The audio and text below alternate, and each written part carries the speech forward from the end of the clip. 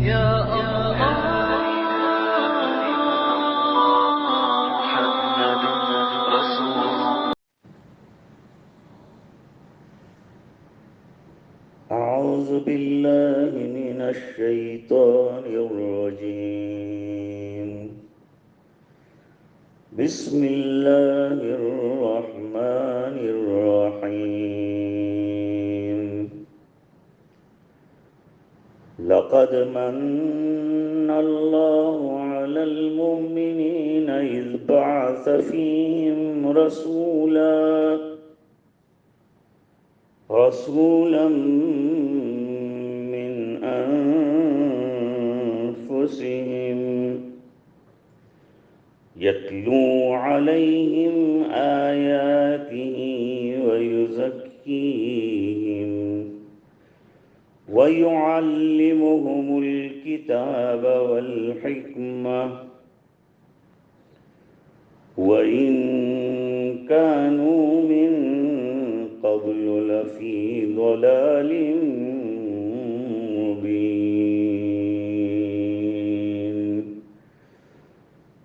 صدق الله العظيم.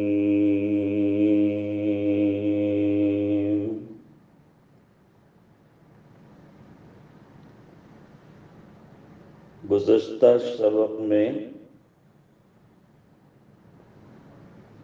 اللہ تعالیٰ نے اس بات کی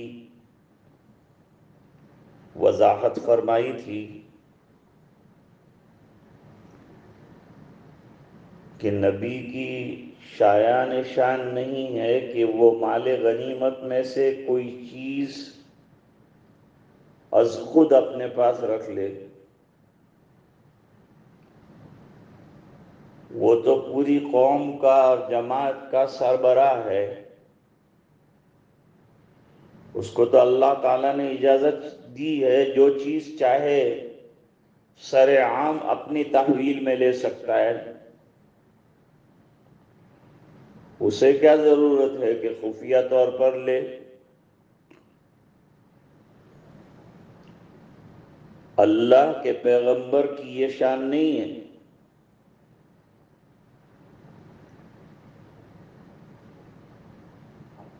اللہ تعالیٰ نے ان لوگوں کی تردید فرمائی جو اس قسم کے گمان کر رہے تھے. آج کے درس میں اللہ جل جلالہ نے اپنے رسول کو اہل ایمان کے لیے بطور نعمت کے پیش فرمایا.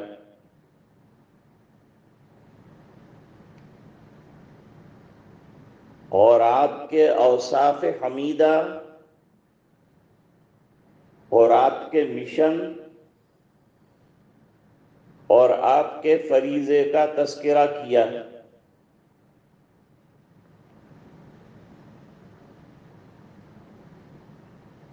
اللہ تعالیٰ فرماتے ہیں لَقَدْ مَنَّ اللَّهُ عَلَى الْمُؤْمِنِينَ إِذْ بَعَثَ فِيهِمْ رَسُولًا مِّنْ أَنفُسِهِمْ.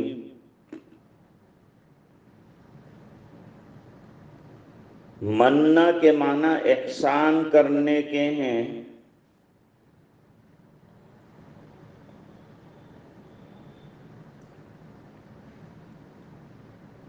احسان جتانا.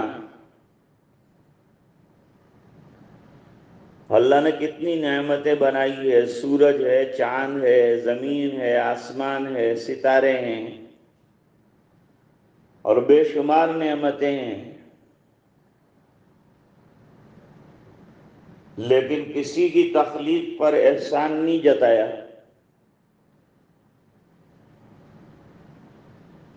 اور احسان جتا رہے ہیں مومنین پر حضور پاک صلی اللہ علیہ وسلم کی بعثت کا.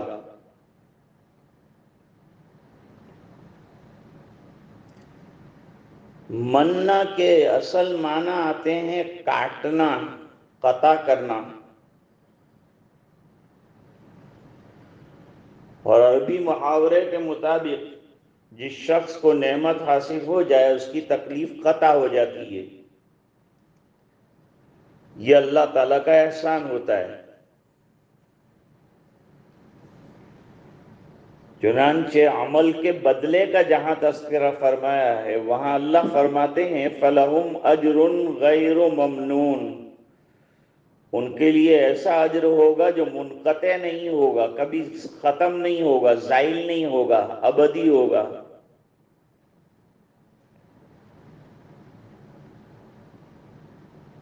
لیکن احسان کرنے کے معنی میں بھی آتا ہے، اور یہاں اسی معنی میں لیا گیا ہے۔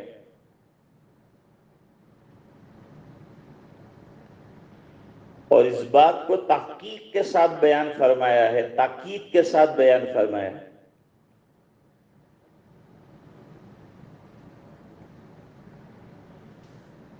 قرآن کریم تو عام لوگوں کے لیے عموماً اور متقین اور مومنین کے لیے خصوصاً ذریعہ ہدایت ہے۔ جیسے قرآن کریم میں فرمایا ھدی للمتقین،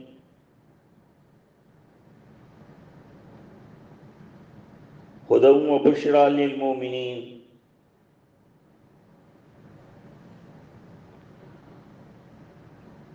اور کہیں یہ بھی بیان فرمایا ہے کہ ھدی للناس وبینات من الھدی۔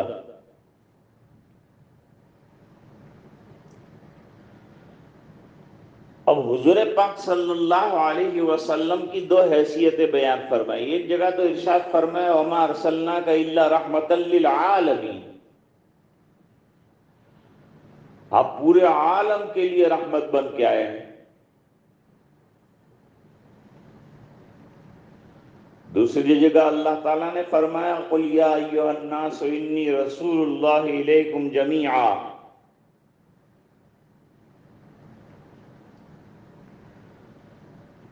اے نبی صلی اللہ علیہ وسلم آپ فرما دیں کہ اے لوگو میں تم سب کی طرف اللہ کا رسول بن کر آیا ہوں۔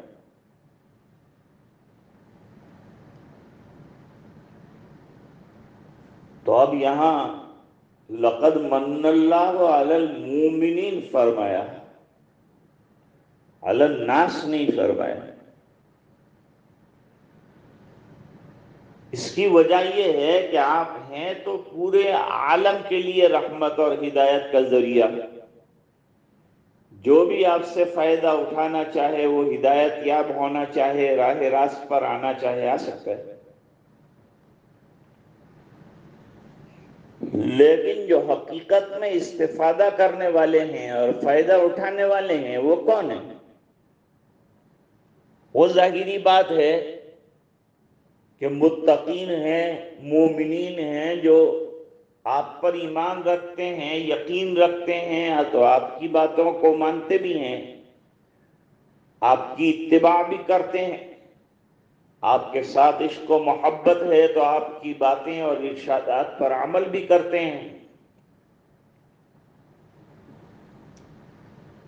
اللہ تعالیٰ کی دو عظیم نعمتیں ہیں۔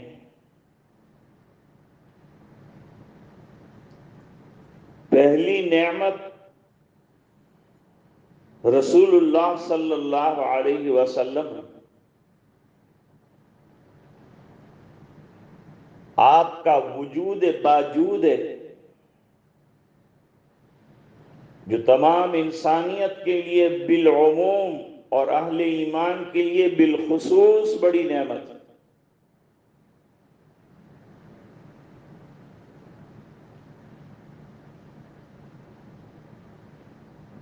کسی انسان کو جس قدر کمالات حاصل ہو سکتے ہیں وہ پیغمبر صلی اللہ علیہ وسلم کے واسطے سے ہی حاصل ہو سکتے ہیں۔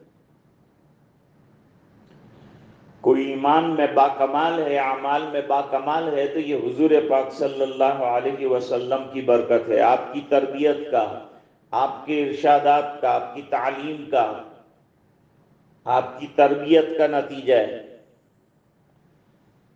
صحابہ اس درجے کے اور اس مرتبے کے لوگ ہوئے رضی اللہ عنہم و رضوا عنہ کہا گیا، اس مرتبے تک پہنچایا کس نے؟ کس کی تربیت، کس کی تعلیم؟ وہی جناب رسول اللہ صلی اللہ علیہ وسلم۔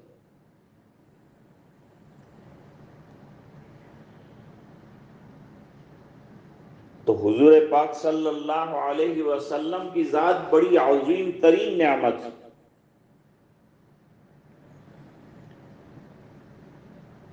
کہ جو بیچارے گھروں میں رہنا نہیں جانتے تھے، لڑ رہے تھے، مر رہے تھے، کٹ رہے تھے، جہالت کی زندگی گزار رہے تھے، وہاں سے ان کو علم کی نورانیت میں لائے۔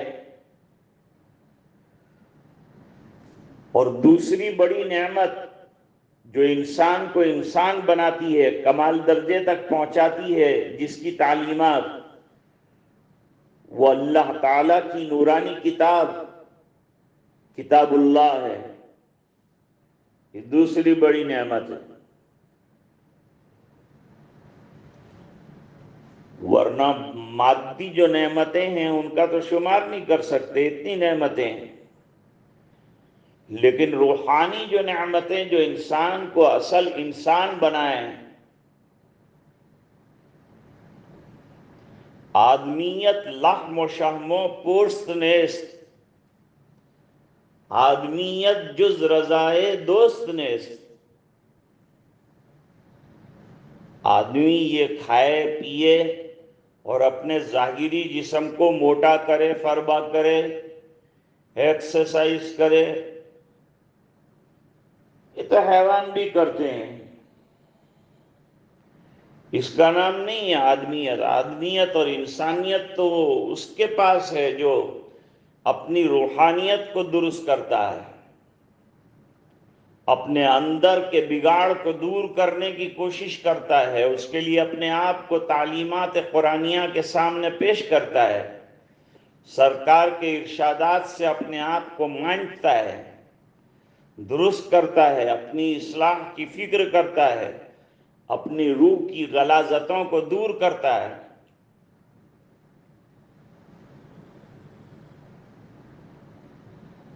آج کی دنیا کو یہ بات سمجھانی پڑتی ہے، کیونکہ مادیت کا غلبہ اتنا ہے، اس مادیت کی وجہ سے لوگ یہ کہ بھئی نعمت ہے، لاؤ کہاں ہے، کتنے کا چیک دیتے ہیں، کتنا روپیہ دے رہے ہیں، کتنا روپیہ ہمیں مل رہا ہے، اسی نظریے سے انسان جو ہے ہر چیز کو دیکھتا ہے اور اس کو نعمت سمجھتا ہے۔ لیکن روحانیت کی دنیا میں قدم رکھیں گے تو پتہ چلے گا کہ یہ بڑے مکانات بنا لینا، بڑی بلڈنگیں بنا لینا، اچھے اچھے کھانے کھا لینا، اچھے لباس پہن لینا، اچھی گاڑیوں میں گھوم لینا، یہ کوئی انسانیت تھوڑی۔ انسانیت تو اپنے اندر کے اخلاق، کفر و شرک کو ختم کرنا، برائیوں کو اندر سے مٹالنا، اخلاق رذیلہ کو نکالنا، رذائل کو ختم کرنا اور عمدہ صفات اپنے اندر پیدا کرنا، یہ بڑی نعمت ہے۔ اللہ تعالیٰ فرماتے ہیں کہ یہ اتنی عظیم نعمت ہے، دو نعمتیں بڑی عظیم بتائی، ایک کتاب اللہ، ایک رسول اللہ صلی اللہ علیہ وسلم۔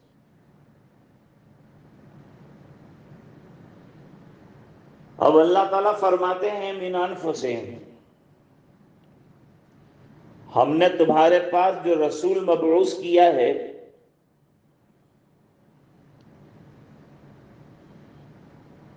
یہ انسانوں میں سے کیا ہے، تمہارے خاندانوں میں سے کیا ہے۔ فرشتے کو نبی بنا کے اتارتے تو بھی مسئلہ ہوتا، وہ دوسری جنس یہ اور جنس۔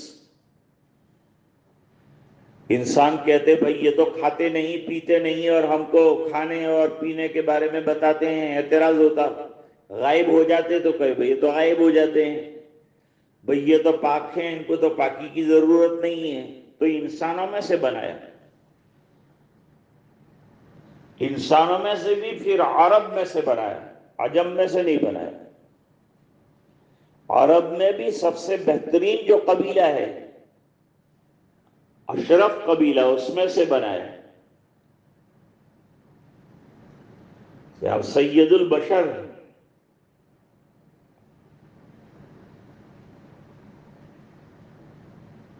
سید محمود آلوسی بغدادی رحمت اللہ علیہ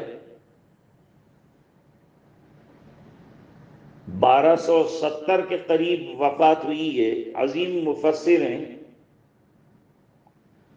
روح المعانی جیسی عظیم تفسیر لکھی ہے 20 جلدوں میں،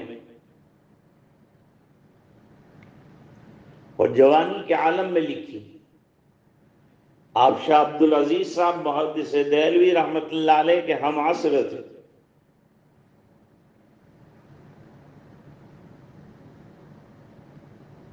شاہ صاحب تو 1239 میں چلے گئے، تاہم آپ کا زمانہ 1270 تک جاتا ہے۔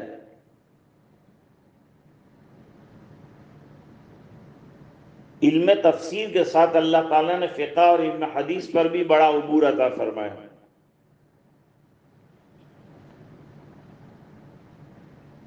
آپ نے اپنی تفسیر میں ایک واقعہ لکھا ہے کہ کسی نے امام عراقی سے دریافت کیا کہ حضرت ایمان کے صحیح ہونے کے لیے یہ شرط ہے کہ یہ مانا جائے کہ اللہ کا رسول بشر ہے، عربوں میں ہے، عجمی نہیں ہے۔ جواب دیا بے شک شرط ہے۔ جو شخص حضور پاک صلی اللہ علیہ وسلم کے متعلق یہ عقیدہ نہ رکھے اس کا ایمان صحیح نہیں، کیونکہ اس پر نصوص قرآنی کے انکار کا الزام آئے گا۔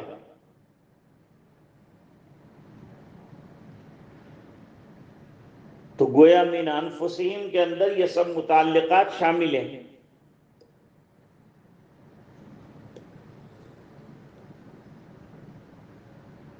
اب بڑے افسوس کا مقام ہے کہ اس زمانے میں لوگوں نے عیسائیوں کی طرح حضور کو نور من نور اللہ کہہ دیا اور اس طرح کا عقیدہ وضع کر لیا۔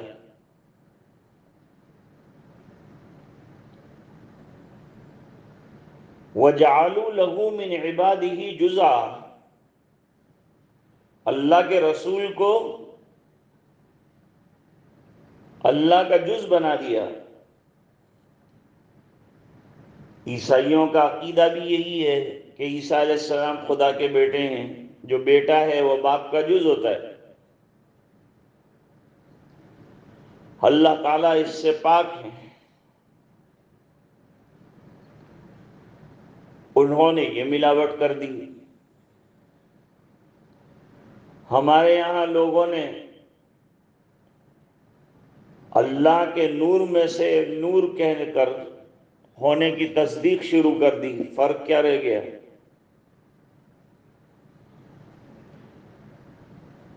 ہاں، نبی کریم صلی اللہ علیہ وسلم نور ہدایت یقیناً ہے۔ آپ کے ہدایت کی روشنی چار دانگ عالم میں پھیلی، مگر آپ انسان ہیں اور بشر ہیں، اور بڑے عالی مرتبہ بشر ہیں۔ حضور کے لیے بشریت کا اقرار کرنا آپ کی توہین نہیں ہے، بلکہ اشرف المخلوقات میں سے ہونے کی بنا پر آپ کی عظمت میں اور اضافہ ہو جاتا ہے۔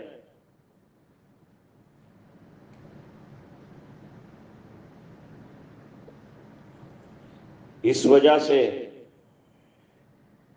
میر تقی میر نے یہ بات کہی ہے، میرے مالک نے میرے حق میں یہ احسان کیا، خاک ناچیز تھا میں، سو مجھے انسان کیا۔ لہذا بشر ہونا کمال کی علامت ہے، توہین کی علامت نہیں ہے۔ اب حضور پاک صلی اللہ علیہ وسلم کے فرائض اور مشن کیا ہیں وہ دیکھو، وہ کتنے شاندار ہیں۔ آیت کے اگلے حصے میں اس کو بیان کیا ہے۔ پہلا فریضہ یہ ہے، اور ہاں ایک بات کہنا بھول گیا کہ من انفسہم میں اس طرف بھی اشارہ کیا کہ تمہارے درمیان بڑے ہوئے پلے آپ کے تمام اوصاف حمیدہ، اخلاق جمیلہ ایک آئینے کی طرح تمہارے سامنے ہے۔ لقد لبثت فیکم عمرا من قبل، ایک بیدار، صاف ستھرے، بے غبار آئینے کی طرح زندگی گزاری ہے آپ صلی اللہ علیہ وسلم نے، اور انہی مشرکین نے نبوت سے پہلے حضور کو صدیق اور امین کا لقب دیا ہے۔ اور یہ عجیب بات ہے کہ جب سچائی پیش کی تو جھوٹا قرار دیا، علیہ باللہ، مجنون قرار دیا، ساحر قرار دیا، شاعر قرار دیا۔ ہماری زبان سے تو ایسی بات نکل بھی نہیں سکتی سرکار کی محبتوں کی وجہ سے۔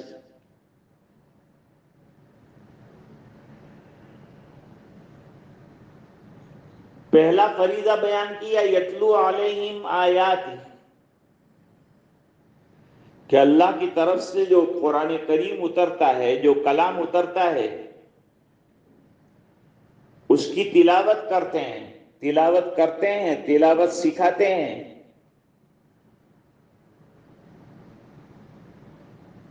جیسے ایک جگہ فرمایا اتل ما اوحی الیک من الکتاب،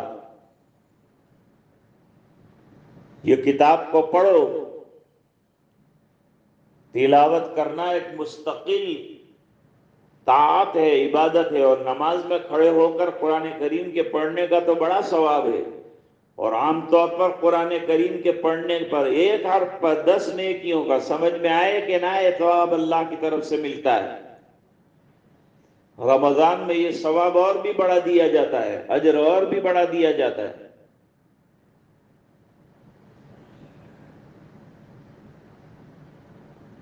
قرآن کیا ہے؟ اللہ کا کلام ہے۔ اللہ کا کلام کیا ہے؟ اللہ کی صفت ہے۔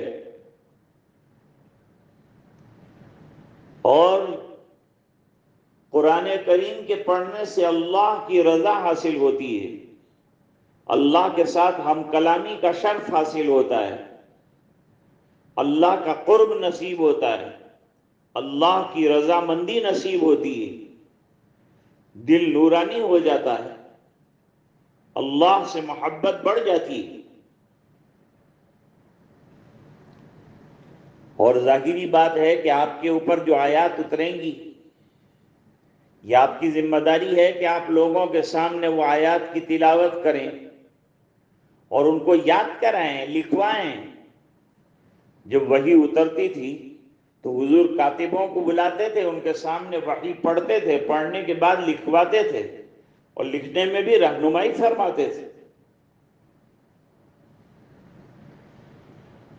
تلاوت کے بعد دوسرا فریضہ بیان فرمایا، یزکیہم، آپ بڑے مرشد عالم ہیں،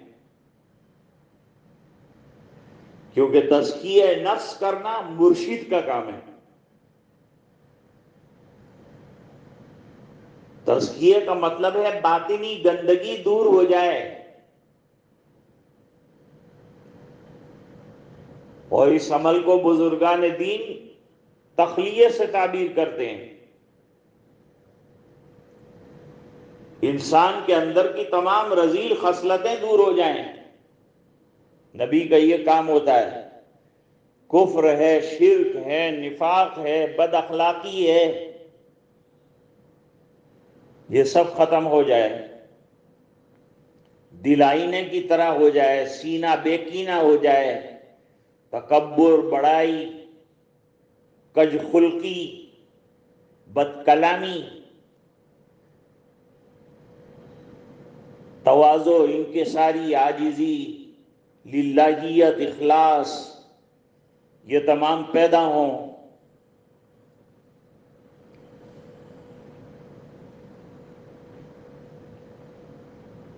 حضور پاک صلی اللہ علیہ وسلم کے اخلاق حمیدہ اور تربیت خاصہ سے متعلق تو کئی واقعات ہیں۔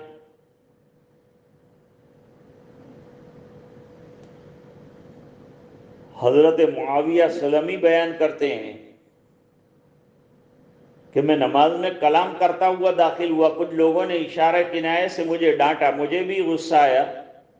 جب نماز سے فارغ ہوا تو حضور پاک صلی اللہ علیہ وسلم نے نہایت شفقت سے پاس بلا کر فرمایا کہ نماز میں انسانی کلام کی گنجائش نہیں ہے،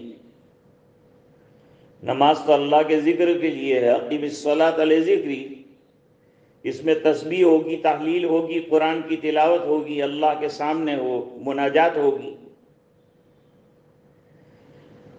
اس قدر شفقت اور پیار اور محبت سے حضور پاک صلی اللہ علیہ وسلم سمجھاتے ہیں۔ ایک آدمی نے مسجد میں پیشاب کر دیا، لوگوں نے بہت غصے کی نظر سے اس کو دیکھا، اس کی طرف دوڑے، حضور نے منع فرمانے اس کو فارغ ہو جانے دو۔ وہ فارغ ہو گیا، صحابہ رک گئے، کہا اس کو میرے پاس لے کر آؤ، لے کر گئے۔ آپ صلی اللہ علیہ وسلم نے وہ جگہ جہاں پیشاب کیا تھا وہاں سے کچھ مٹی کھدوا کر پھینک دی، اوپر سے پانی وغیرہ ڈلوا دیا، نئی مٹی ڈلوا دی، فرمایا اس کا ازالہ ہو گیا، اور پھر اس کو سمجھایا کہ مسجد اللہ کا گھر ہے، عبادت کی جگہ ہے، پاکیزہ مقام ہے، یہاں سجدہ کرتے ہیں، نمازیں پڑھتے ہیں۔ حضور نے اس کو پیشاب کرنے سے روکا کیوں نہیں؟ صحابہ دوڑتے تو وہ یہ حالت کے اندر پوری مسجد میں جاتا، جہاں جہاں جاتا سب جگہ ملوث ہو جاتی، ناپاک ہو جاتی۔ تو یہ حکمت عملی سے کام لیا۔ اور دوسرا یہ کہ جو کرنا تھا وہ تو وہ کر ہی چکا تھا، اب اس کو ڈانٹنے سے کیا فائدہ؟ تو اس کو اخلاق سے سمجھایا، مان گیا، اور حضور پاک صلی اللہ علیہ وسلم کے اخلاق کی تعریف کرنے لگا۔ دوسری بات یہ ہے کہ اس لیے بھی روکا آپ نے کہ ایک دم سے پیشاب روکے گا تو اس کے مثانے میں تکلیف آ جائے گی۔ یہ تزکیہ ہے حضور پاک صلی اللہ علیہ وسلم کا، پوری زندگی آپ نے یہ کیا ہے۔ پھر فرمایا تیسرا کام یہ ہے کہ وہ یعلمہم الکتاب، وہ لوگوں کو کتاب کی تعلیم کرتے ہیں، تعلیم دیتے ہیں۔ کتاب سے مراد قرآن کریم ہے۔ قرآن کریم اگرچہ عربی زبان میں نازل ہوا اور اس کے اولین مخاطب یہ بھی عربی ہیں، اس کے باوجود اس کے رموز اور اس کے نکات کی وضاحت کی ضرورت پیش آتی، اس لیے اللہ تعالیٰ نے فرمایا ہم پہلے اتاریں گے، آپ کے سینے میں جمائیں گے، پھر آپ سے اس کے مضامین کہلوائیں گے، اور آپ سے لوگ جو ہے سیکھیں گے، سمجھیں گے۔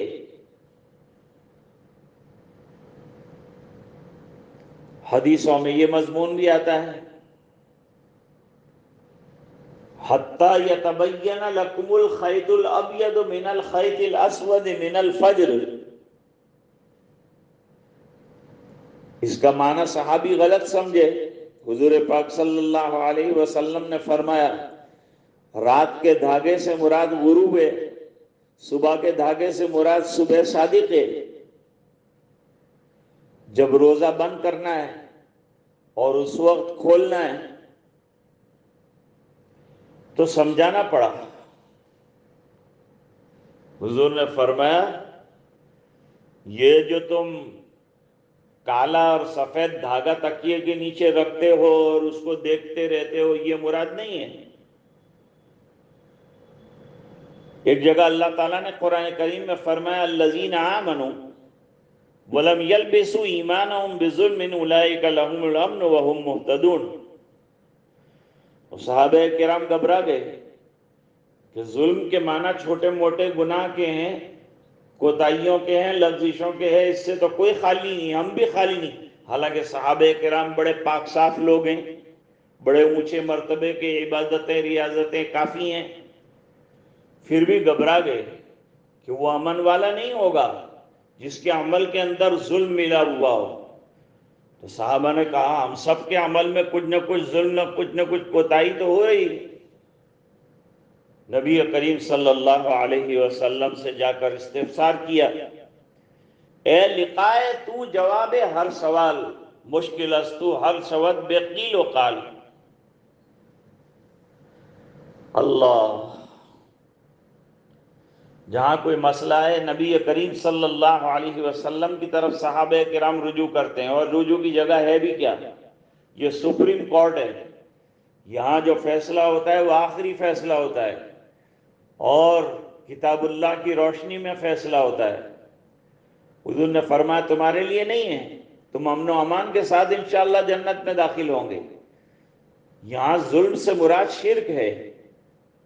حضرت لقمان نے اپنے بیٹے سے کہا یا بنی لا تشرک باللہ ان الشرک لظلم عظیم، تو یہاں شرک کو ظلم عظیم قرار دیا ہے۔ تمہارے اعمال میں شرک کی آمیزش ہو تو یہ مسئلہ آتا ہے، چھوٹے موٹے کوتاہیاں اور گناہ جو ہے وہ مراد نہیں۔ اور چوتھی چیز جو حضور کے مشن میں اور فرائض میں بیان فرمائی وہ ہے حکمت۔ حکمت کا اطلاق بہت سی چیزوں پر آتا ہے، عقل مندی کی باتیں، دانش مندی کی باتیں، گہری سمجھ کی باتیں، مسائل، احکام، اخلاق، تمام چیزوں کے اوپر حکمت کا اطلاق آتا ہے۔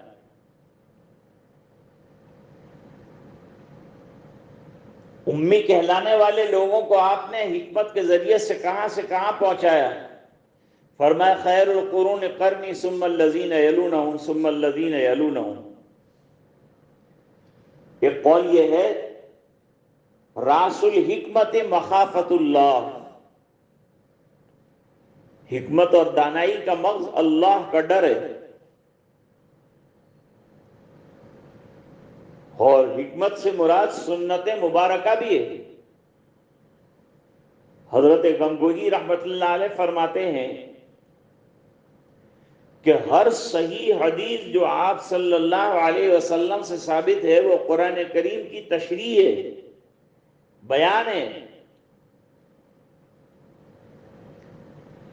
اور جو چیز آپ صلی اللہ علیہ وسلم کے قول، فعل، تقریر سے ثابت ہو وہ سراپا ہدایت کی باتیں ہیں۔ اس سے پہلے حکمت کی تشریح جو ہے دوسرے پارے میں ہوئی ہے۔ تو آج کا سبق بڑا اہم رہا اس نقطۂ نظر سے کہ حضور پاک صلی اللہ علیہ وسلم کا نعمت عظمیٰ ہونا بیان فرمایا، اور آپ کے مشن اور آپ کے فرائض پر روشنی ڈالی گئی، اور کہا گیا اتنی بڑی نعمت تمہارے پاس ہے، قدر کر لو، لئن شکرتم لازیدنکم، ہم تمہاری نعمت میں اضافہ کریں گے۔ روز افزو جو ہے حکمت کی باتیں اور علم کے سمندر بہتے رہیں گے، تمہیں فیض ملتا رہے گا، تم انسانیت کے بام عروج تک پہنچ جاؤ گے، اخلاق بہترین تمہارے ہو جائیں گے، جیسے کہ صحابہ کرام کے اخلاق نمونے کے بن گئے۔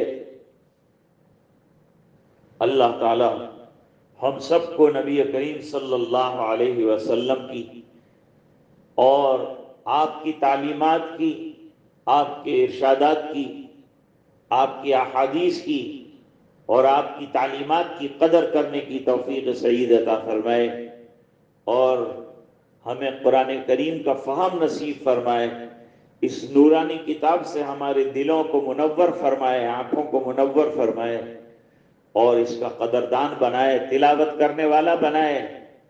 خود حضور پاک صلی اللہ علیہ وسلم کثرت سے تلاوت کرتے ہیں۔ کہا جاتا ہے کہ امام اعظم ابو حنیفہ رحمۃ اللہ علیہ نے کعبۃ اللہ کی چہار دیواری میں ایک رکعت میں پورا قرآن کریم پڑھ لیا۔ حضرت عثمان رضی اللہ تعالیٰ عنہ نے کعبۃ اللہ کی چہار دیواری میں ایک رات کے اندر پورا قرآن کریم ایک رکعت کے اندر پڑھ لیا۔ تو ایسے ایسے پڑھنے والے ہیں۔ حضرت مولانا اسماعیل شہید رحمۃ اللہ علیہ صبح کی نماز کے بعد شروع کرتے تھے قرآن کریم، طلوع آفتاب پر پورا قرآن ختم ہو جاتا تھا، عصر کے بعد شروع کرتے تھے اور مغرب تک قرآن کریم ختم فرما دیتے تھے۔ یہ کرامت تھی ان کی، طی القرآن ہو گیا تھا ان کے لیے۔ اور پڑھنے والے آج بھی جو ہے قرآن کریم کثرت کے ساتھ پڑھتے ہیں، ذوق شوق کے ساتھ پڑھتے ہیں۔ اللہ تعالی ہم سب کو بھی توفیق عطا فرمائے۔ بسم اللہ الرحمن الرحیم۔ یا احد الصمد الذی لم یلد ولم یولد ولم یکن له کفوا احد۔ یا اول الاولین و یا آخر الاخرین و یا رحیم المساکین و یا خیر المسئولین و یا اکرم الاکرمین و یا غیاث المستغیثین و یا ارحم الراحمین ارحمنا واعف عنا فإنک مجیب الداعین۔ اللہم صلی علی سیدنا محمد وعلی آل سیدنا محمد وبارک وسلم۔ ظلمنا انفسنا وإن لم تغفر لنا وترحمنا لنكونن من الخاسرین۔ ربنا لا تجعلنا فتنة للقوم الظالمین ونجنا برحمتك من القوم الكافرین۔ ربنا هب لنا من ازواجنا وذرياتنا قرة اعین واجعلنا للمتقین اماما۔ اللهم اعتق رقابنا من النار، اللهم اعتق رقاب آبائنا وامهاتنا وازواجنا وذرياتنا من النيران، اجرنا من النار یا مجیر، اجرنا من النار یا مجیر، اجرنا من النار یا مجیر۔ اے اللہ ہمارے گناہوں کو معاف فرما، کوتاہیوں سے درگزر فرما۔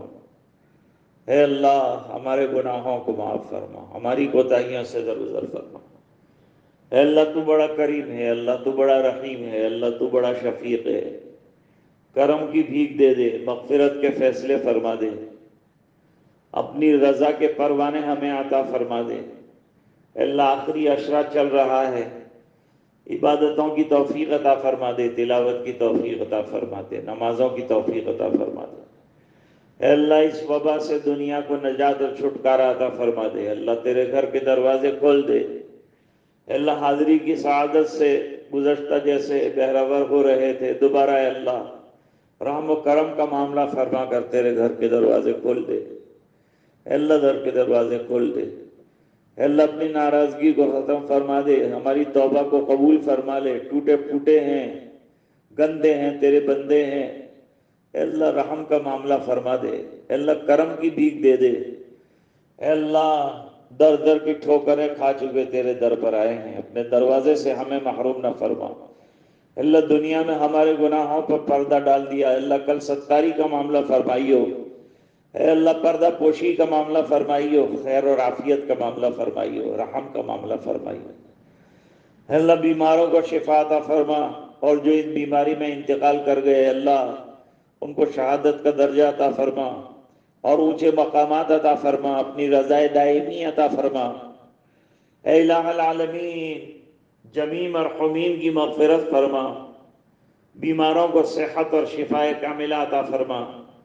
اے الہ العالمین ہم سب کو ایمان پر دائم قائم فرما، نبی کریم صلی اللہ علیہ وسلم کے فیوز اور برکات عطا فرما، اور آپ کی اتباع کی توفیق عطا فرما، ایک ایک حکم پر آپ کے عمل کرنے والا بنا۔ نبی کریم صلی اللہ علیہ وسلم کی اتباع زندگی اور زندگی کے ہر شعبے میں نصیب فرما، اور اللہ دعائیں اپنے فضل و کرم حبیب پاک صلی اللہ علیہ وسلم کی برکت سے قبول فرما، برحمتک یا ارحم الراحمین۔